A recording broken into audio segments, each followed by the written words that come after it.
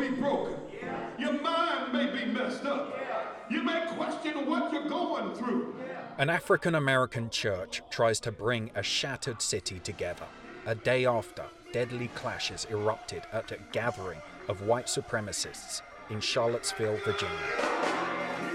Like others in the African-American community, Deacon James Jackson says society is to blame because it hasn't wrestled with its racial past. Racial hatred and bigotry still has to be taught. Children have to learn that, okay?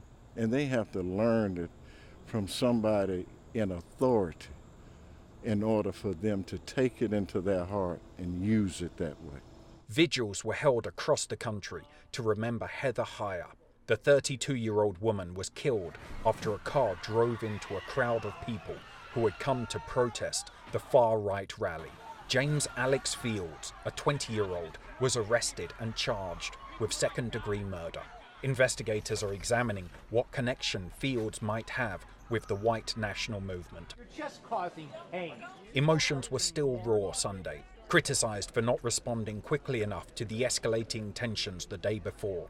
Authorities kept a watchful eye over the city. While there was almost no presence of the far right on the streets, strangers argued with each other about whether the extremists should have been allowed to gather in the first place. Shame, shame, shame. Jason Kessler, one of the organizers of the gathering which brought together the KKK, neo-Nazis and white supremacists, attempted to give a news conference. I got you. He was shouted down before being hustled away by police. Somebody got killed yesterday.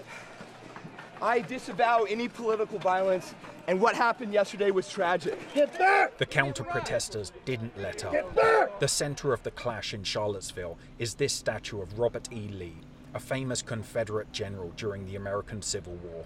Many want this statue removed. They say it represents a man who fought to defend slavery.